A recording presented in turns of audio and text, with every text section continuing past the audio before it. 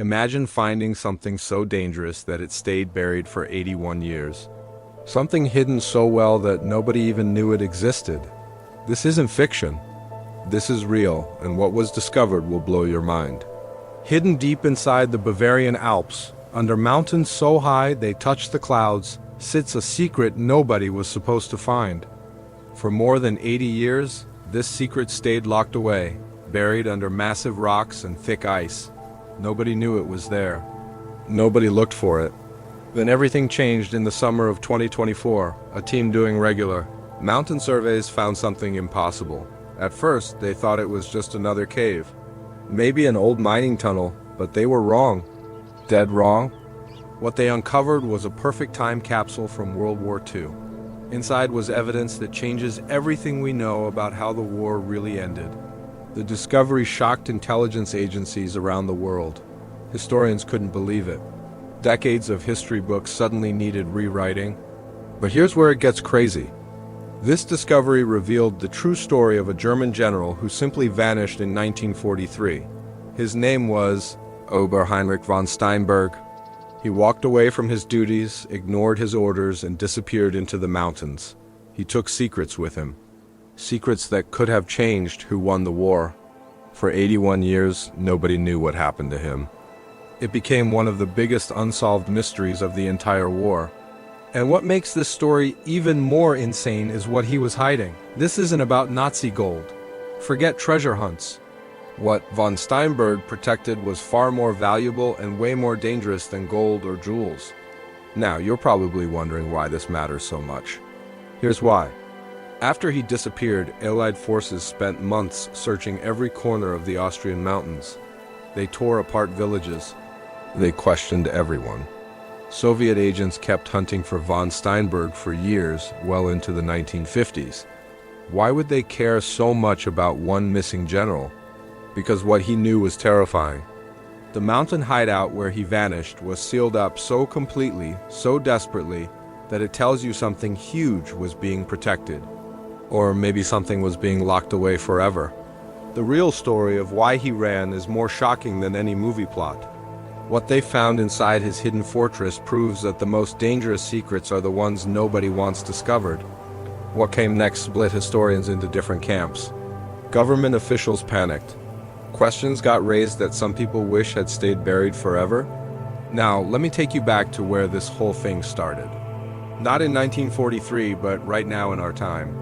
A research team stumbled onto something completely unexpected while doing their normal work. Dr. Maria Hoffman knew mountains inside and out. She studied alpine geology for over 20 years. She had seen everything you could imagine underground: caves, tunnels, rock formations. But one October morning, her equipment showed something she had never seen before. Her team was running seismic surveys in a super remote area called Berchtesgaden.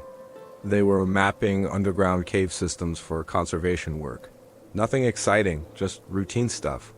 The mountains there are full of natural caves. Most are already documented and explored, but the sensors picked up something weird. Really weird. Deep inside the mountain was a massive empty space. It didn't match any natural cave formation they knew about. The readings made no sense. This void sat almost 8,000 feet up the mountain. Getting there meant climbing a dangerous trail that even experienced hikers avoided. Local mountain guides always warned people away from that specific area. They said the rocks were unstable. Avalanches happened there all the time. But Hoffman's instruments told a different story. The readings showed a huge chamber that was definitely man-made. Even stranger, it sat beneath what looked like a rockfall that was placed there on purpose. Someone engineered that collapse. 3 days of very careful digging revealed the first major clue.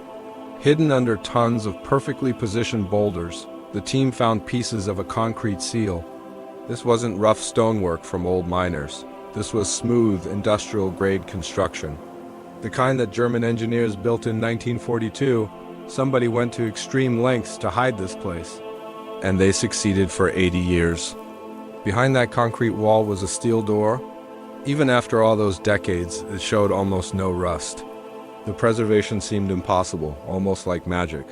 When they finally forced that door open, stale air rushed out. Air that hadn't moved since the last months of World War II. Inside, the temperature stayed at a constant 38 degrees Fahrenheit.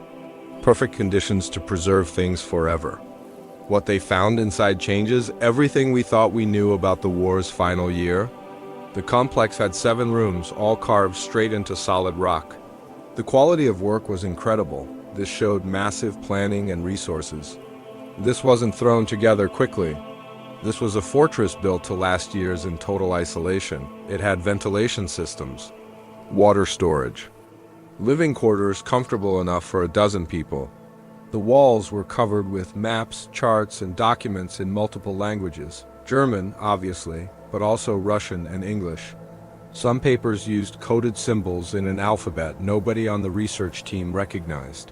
Then they reached the final chamber. That's where the real treasure waited. It was like a library. Hundreds of files sat in fireproof cabinets, perfectly organized. Personnel records, operational reports, letters and communications that revealed something shocking about Heinrich von Steinberg.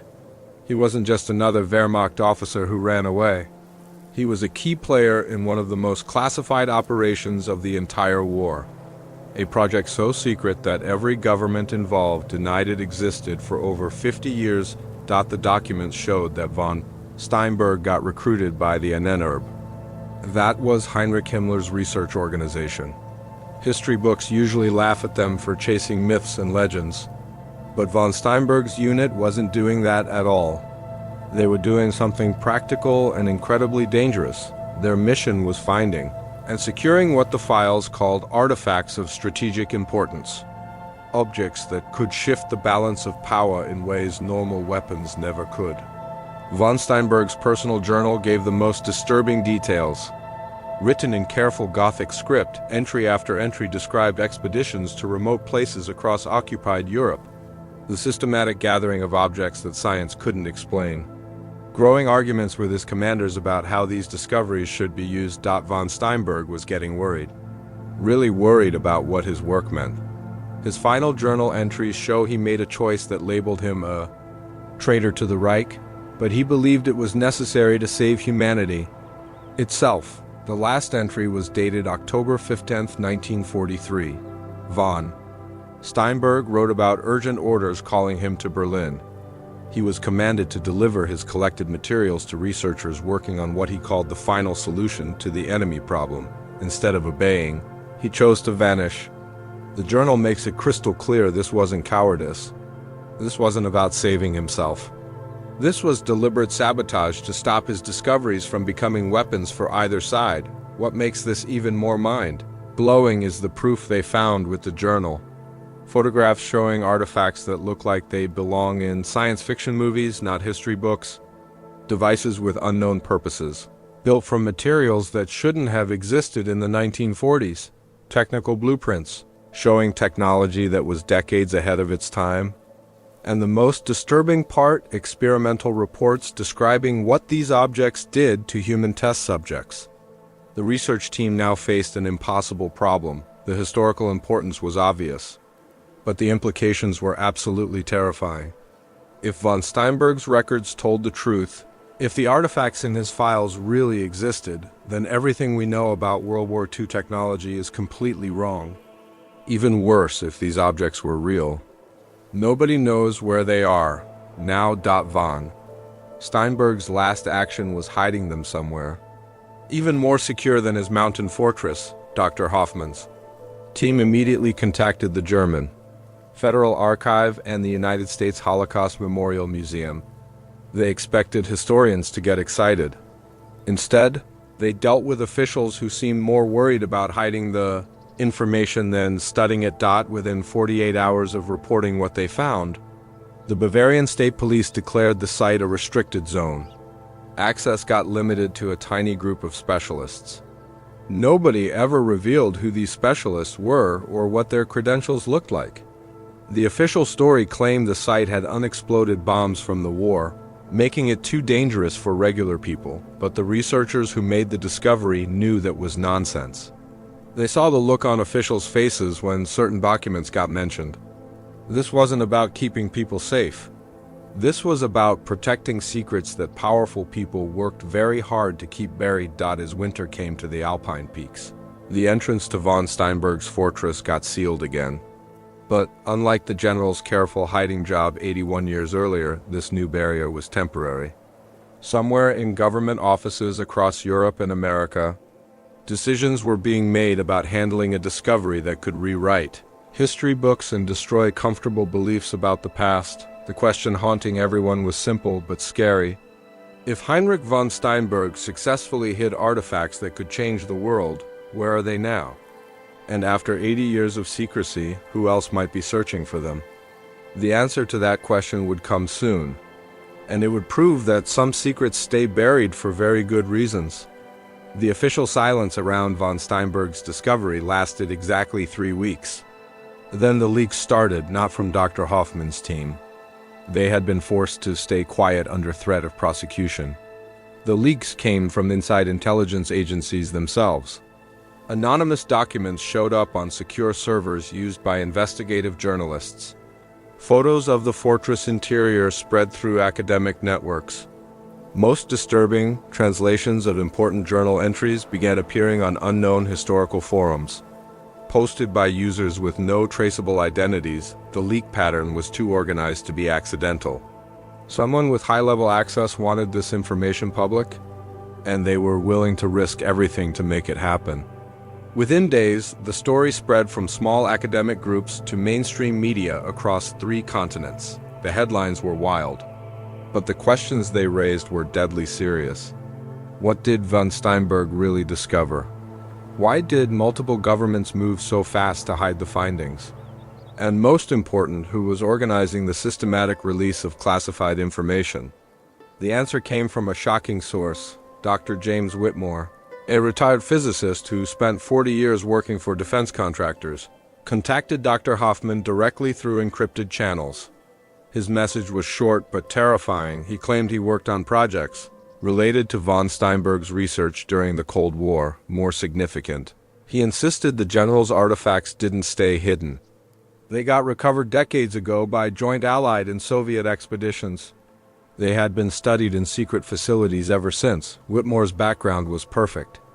MIT doctorate, decades of classified research, security clearances that gave him access to the most sensitive military projects of the 20th century.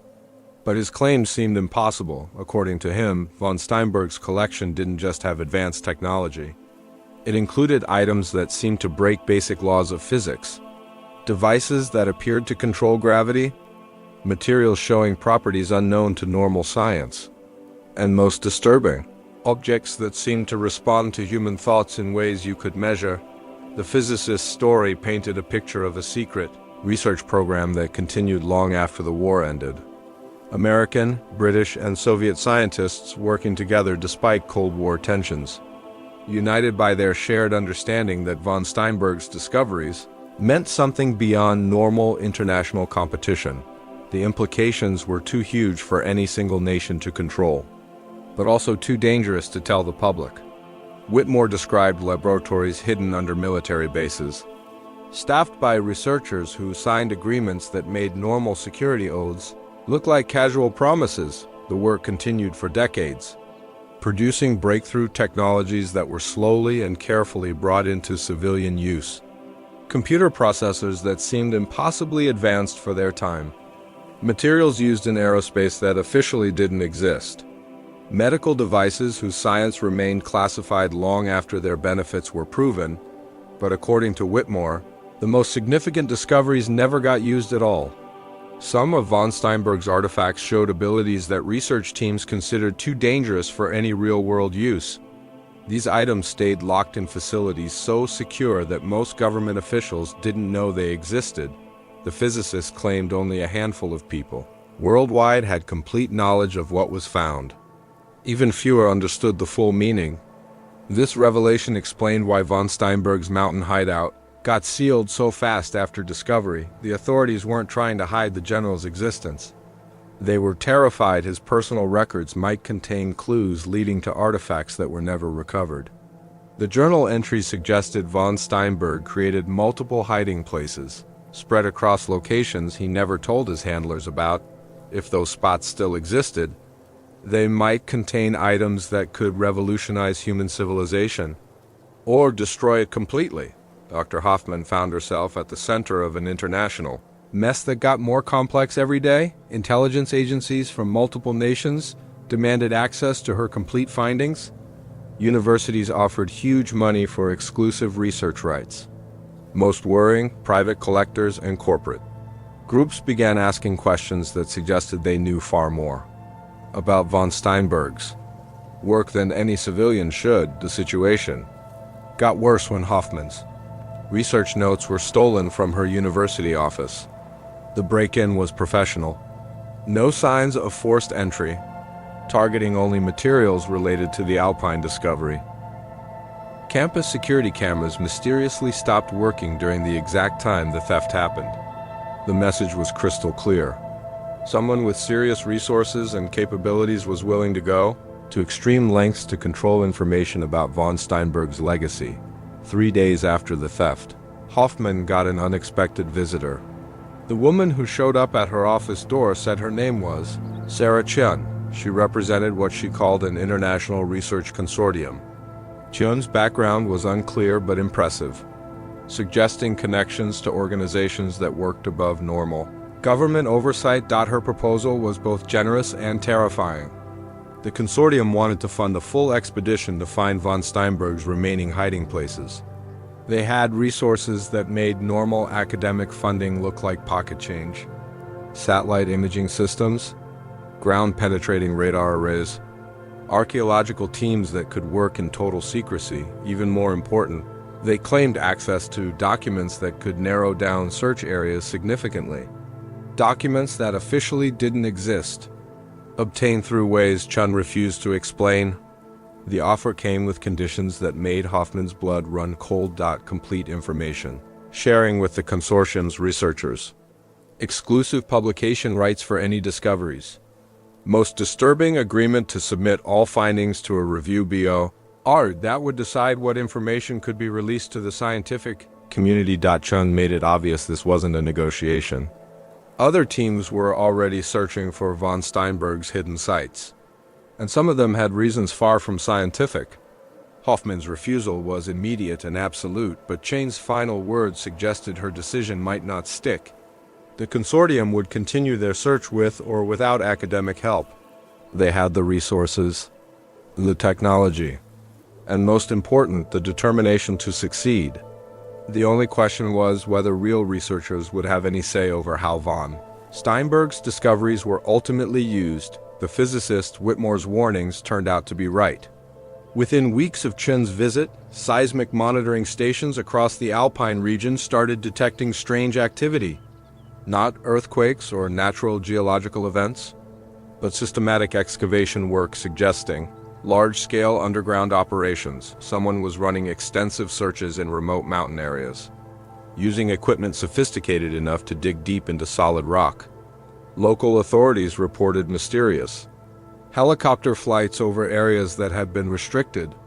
Since the original discovery, night vision cameras captured images of personnel using detection equipment far more advanced than anything civilian researchers had. Most disturbing, several experienced mountain guides reported being approached by well-funded groups, seeking information about caves and hidden valleys in regions, matching descriptions from von Steinberg's journal. The race to find the general's remaining caches had started for real. And the people searching weren't all interested in historical preservation. Some were clearly motivated by potential military uses of advanced technology. Others seemed driven by business interests, seeing enormous profit in revolutionary discoveries. Most concerning, intelligence intercepts suggested certain groups understood exactly what they were hunting for, implying access to information that should have been completely classified. Dr. Hoffman realized her discovery had unleashed forces far beyond her ability to control. Von Steinberg's mountain fortress had been more than just a hiding place. It had been a deliberate trap designed to surface at a time when the world would be forced to face the implications of his wartime research. The general understood his discoveries couldn't stay hidden forever. His final act had been ensuring that when they were eventually found, the revelation would come with a warning about the dangers they represented. But that warning was being ignored by people who saw only opportunity where they should have. Recognized existential threat. The hunt for von Steinberg's legacy was speeding up, and the stakes were higher than anyone imagined. The breakthrough came from a shocking source. A retired postal worker named Klaus Brenner had been following the news coverage with growing worry. For 60 years, he carried a secret his grandfather made him promise never to reveal. But the photographs from von Steinberg's fortress looked disturbingly familiar, the maps, the symbols. Even the architectural style matched descriptions his grandfather whispered to him as a child. Klaus contacted Dr. Hoffman through middlemen. Insisting on a secret meeting in a small cafe near the Swiss border, his story seemed impossible. But the documents he carried were undeniably real. His grandfather, Wilhelm Brenner, had been a civilian engineer drafted to work on construction projects in the final months of the war. Projects that officially never existed in locations that weren't supposed to be inhabited. Wilhelm's wartime diary, kept in Klaus's attic for decades, described a series of underground installations built throughout the Alpine region. Not military bunkers or weapon sites, but storage facilities designed to preserve materials that couldn't be allowed to fall into enemy hands. The diary mentioned von Steinberg by name, describing him as a man haunted by the meaning of his own discoveries. Someone who understood that what he collected was too dangerous for any government to possess. According to Wilhelm's story, von Steinberg had organized the building of at least 7 separate facilities, each one designed to house different types of materials. With security measures going far beyond normal wartime precautions, the locations were picked for their geological stability, their remoteness, and their accessibility only to someone who had detailed knowledge of alpine terrain. Most important, each site was equipped with fail-safe systems designed to destroy their contents if they were ever breached by unauthorized people. The diary contained rough drawings of the construction sites, including landscape details that could help narrow search areas significantly. But Wilhelm's notes also included increasingly frantic warnings about the nature of what was being stored. He described objects that seemed to make their own energy, materials showing properties that broke everything he understood about physics, and experimental results suggesting some items could influence human behavior in ways you could measure. Klaus's grandfather became convinced von Steinberg was planning something beyond simple hiding.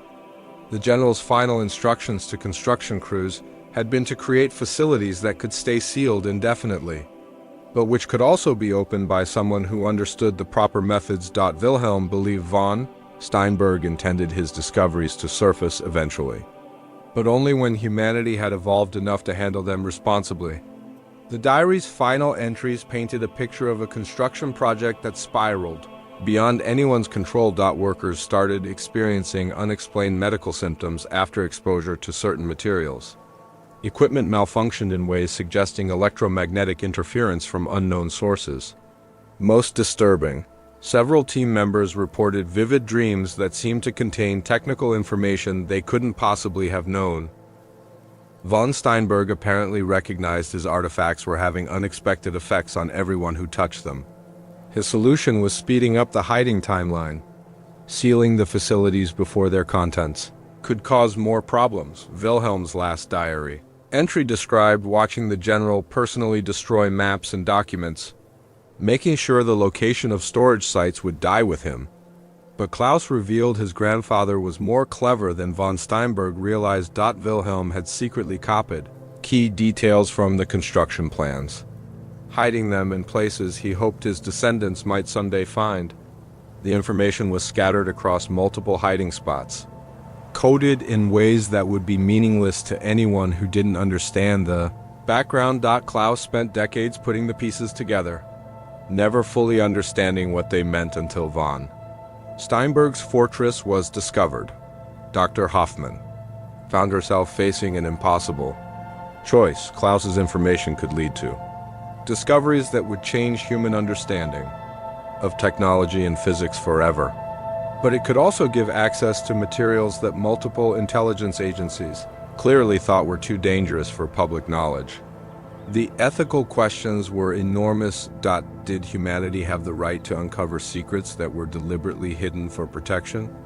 The decision got taken out of her hands when Klaus revealed he wasn't the only descendant of wartime construction crews. Several other families had kept similar secrets, passing down pieces of information through generations of carefully maintained silence.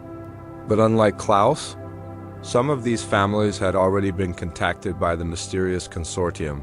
Sarah Chun represented. Financial pressure and hidden threats convinced several of them to share their inherited knowledge. The consortium was systematically building a complete picture of von Steinberg's network, using resources suggesting backing from organizations with unlimited money and questionable morals. Klaus approached Dr. Hoffman because he believed legitimate scientific institutions needed involvement before the discoveries fell entirely into private hands.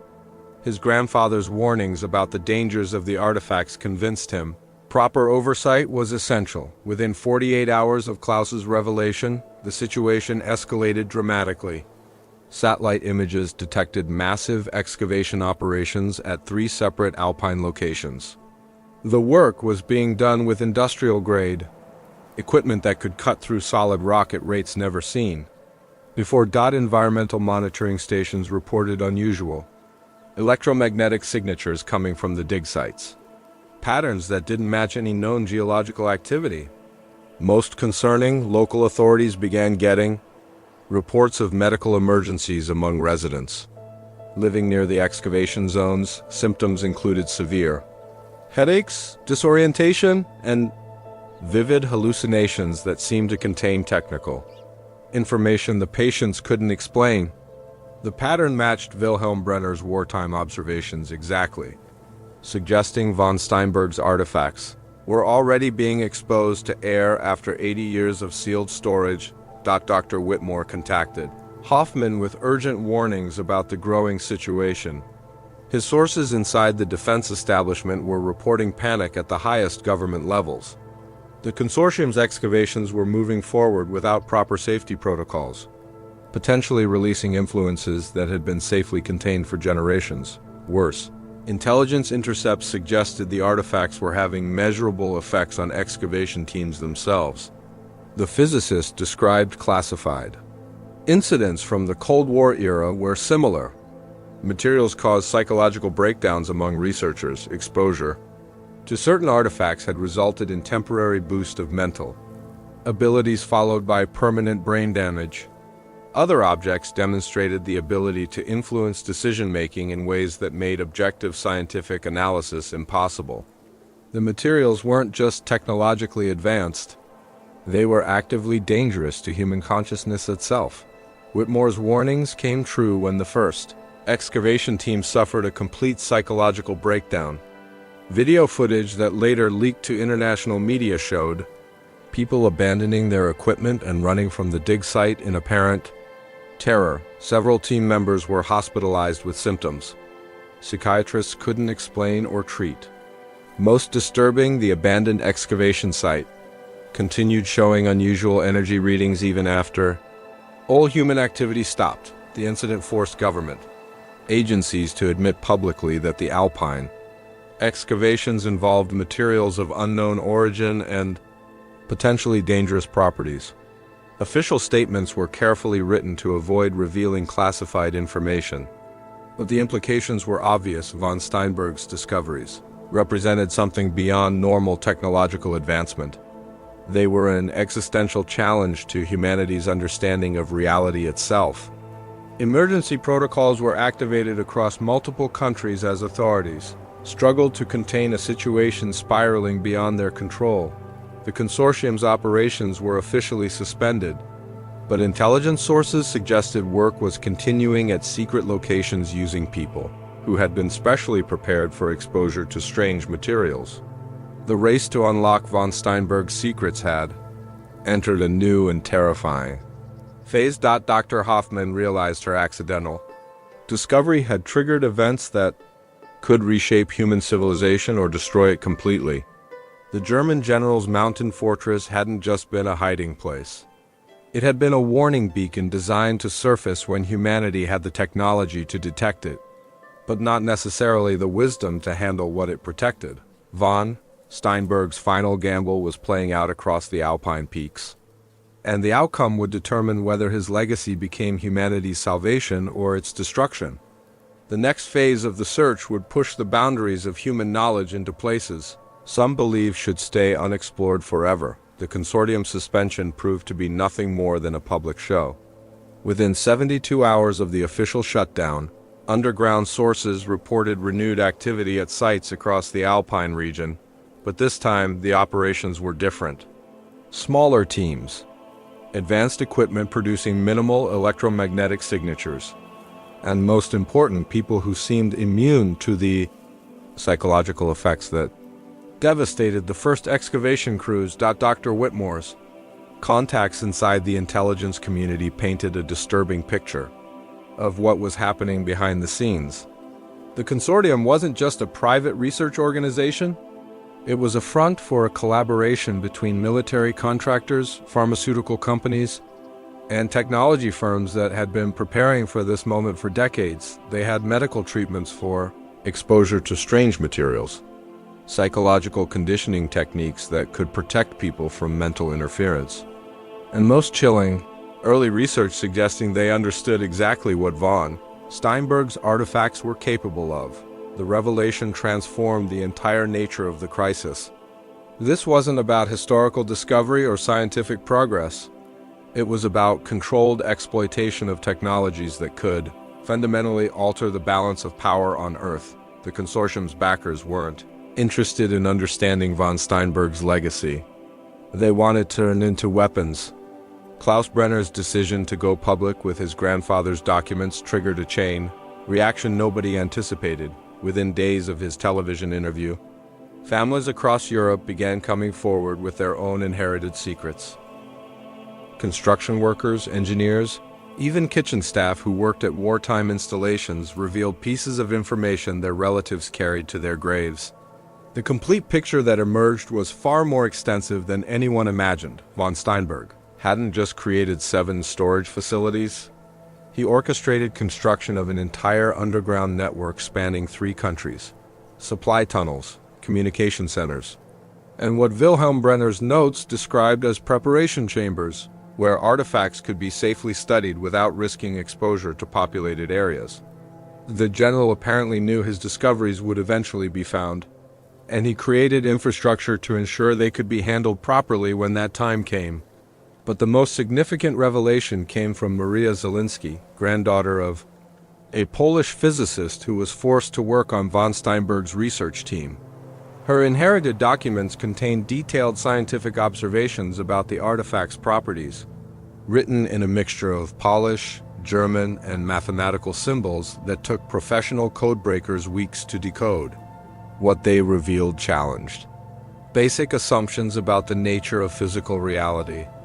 According to Dr. Zielinski's wartime notes, von Steinberg's collection included objects that appeared to manipulate gravity fields, materials that existed in multiple dimensional states at the same time, and devices that seemed to pull energy directly from the quantum vacuum. Most disturbing, several artifacts demonstrated what the physicists described as consciousness resonance, responding to human thoughts and emotions in ways suggesting some form of artificial intelligence or awareness from another dimension. The documents described experiments producing results impossible under normal physics, objects that changed their molecular structure in response to observation, energy fields that strengthened when exposed to human creativity and weakened when subjected to aggressive investigation. Most remarkably, materials that began showing new properties after long contact with researchers. As if they were learning and adapting to human interaction, Dr. Zielinski's grandfather became convinced the artifacts weren't simply advanced technology from an unknown source. They represented something that challenged basic assumptions underlying human science and philosophy. His final notes suggested von Steinberg himself reached similar conclusions. Recognizing his discoveries posed questions humanity might not be prepared to answer for centuries. The physicist's observations explained why von Steinberg chose such extreme measures to hide his findings. The general wasn't protecting military secrets or advanced weapons. He was safeguarding discoveries that could fundamentally alter human consciousness and perception of reality. The artifacts weren't just dangerous because of their technological abilities. They were dangerous because they forced anyone who encountered them to confront the possibility that everything humanity believed about the universe was incomplete or entirely wrong. Emergency meetings were held at the highest levels of international government as officials struggled to understand the scope of what they were dealing with. The initial assumption was that von Steinberg's artifacts represented some form of advanced Nazi research, possibly based on captured Allied technology or scientific breakthroughs, achieved under wartime pressure, but the piled-up evidence pointed towards something far more extraordinary and terrifying. Intelligence analysts began investigating historical reports that had been dismissed as wartime propaganda or psychological warfare, accounts of strange events observed during the final months of the war, unexplained technological abilities demonstrated by German forces in isolated incidents. Most significantly, reports from Allied interrogators who noted unusual psychological effects among prisoners who worked on classified German projects. The pattern that emerged suggested von Steinberg's unit had been investigating things that existed before the war itself. Archaeological expeditions to sites across Europe and North Africa, the systematic gathering of artifacts from private collections and museum holdings, most interestingly, evidence of collaboration with researchers from other countries who had been studying similar strange materials before fighting began. Dr. Hoffman found herself at the center of an investigation expanding far beyond her original Alpine discovery. Government agencies were requesting access to her complete findings, not just about von Steinberg's fortress, but about any unusual readings her geological surveys detected in the surrounding region. The implication was clear: authorities suspected other installations remained hidden throughout the Alpine network, and they were desperate to find them before the consortium's operations expanded further. The search for von Steinberg's remaining caches had evolved into something resembling a military campaign. Satellite surveillance detected excavation activity at dozens of sites across European mountain ranges.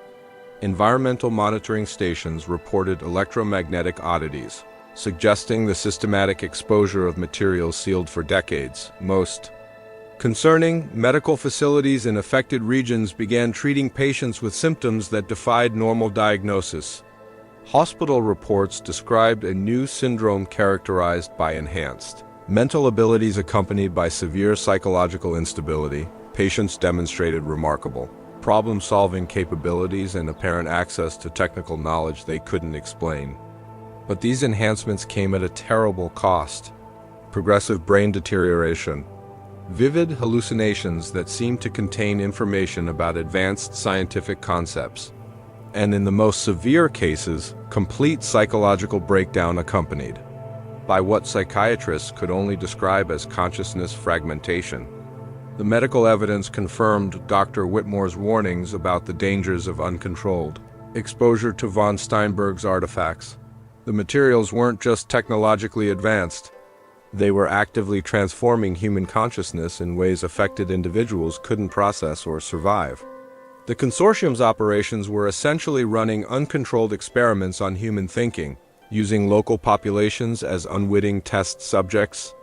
International pressure finally forced a coordinated response from multiple governments. Joint task forces were created to monitor the consortium's activities and provide medical support for affected communities. Emergency protocols were developed for containing electromagnetic oddities and managing the psychological effects of artifact exposure.